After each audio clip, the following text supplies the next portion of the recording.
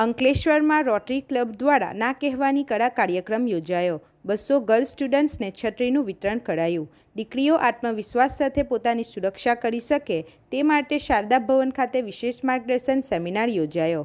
અંકલેશ્વરના શારદા ભવન town hall ખાતે rotary Club of Bharuch Narmada નગરી દ્વારા MTM ગર્લ્સ હાઈસ્કૂલ અને જીનવાલા હાઈસ્કૂલની વિદ્યાર્થીનીઓ માટે આત્મવિશ્વાસ વધારવા અને સુરક્ષા હેતુથી આત્મવિશ્વાસ સાથે ના કહેવાની કળા વિષય પર એક વિશેષ કાર્યક્રમનું આયોજન કરવામાં આવ્યું હતું। આ પ્રસંગે નગરપાલિકા પ્રમુખ Jignesh Andariya, Rotary Club of Bharuch Narmada નગરીના પ્રમુખ સમીર પંડ્યા, મુખ્ય વક્તા ગાર્ગીબેન જોશી, નગર માધ્યમિક શિક્ષણ સમિતિના ચેરમેન શિલ્પાબેન સુરતી તેમજ કારોબારી અધ્યક્ષ રાહુલ વામજા ખાસ ઉપસ્થિત રહ્યા હતા। કાર્યક્રમ દરમિયાન ઉપસ્થિત મહાનુભાવો અને વક્તાઓએ દીકરીઓને મુશ્કેલ કે અણગમતી પરિસ્થિતિઓમાં મક્કમતાથી ઇનકાર કરવાનું મહત્વ સમજાવી તેમની સુરક્ષા અને જાગૃતિ અંગે યોગ્ય માર્ગદર્શન પૂરું પાડ્યું હતું। આ કાર્યક્રમ અંતર્ગત રોટરી ક્લબ દ્વારા વિદ્યાર્થીનીઓને 200 જેટલી છત્રીઓનું વિતરણ પણ કરવામાં આવ્યું હતું।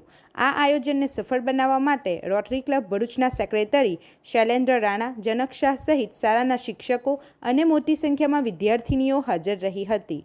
રિપોર્ટર હુમેદ સૈયદ સાથે ગુજરાત અદ્ભુત news Gujarati. Rotary Club Narmada નગરીનો પ્રેસિડેન્ટ છું। મારા સાથે અમારા સેક્રેટરી શૈલેન્દ્રભાઈ રાણા છે અને સાથે રોટરીયન છું। આજે અમે અહીંયા સ્કૂલના માધ્યમથી અમે લોકો એક પ્રોગ્રામનું આયોજન કર્યું છે, જેમાં અમે દીકરીઓને આત્મવિશ્વાસ સાથે ના કહેવાની કળા પર અમે એક સેશન રાખ્યું છે। તો અમારું ક્લબ સ્પષ્ટ માને છે કે દીકરીઓ જ આપણા દેશનું ભવિષ્ય છે।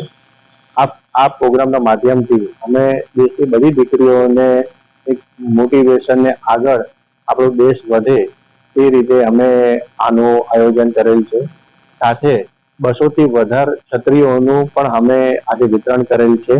અમે છત્રીઓના માધ્યમથી દીકરીઓને એ સંદેશો આપવા માંગીએ છીએ કે આ છત્રી તો આજે તમારો વરસાદ રોકી શકશે, પણ તમારા જીવનમાં ઘણા બધા પડકારો આવશે, તો એ જ આત્મવિશ્વાસ સાથે તમે બધા જ પડકારોનો સામનો કરો અને આપણા ભારત દેશની પ્રગતિમાં તમે સામેલ થાઓ।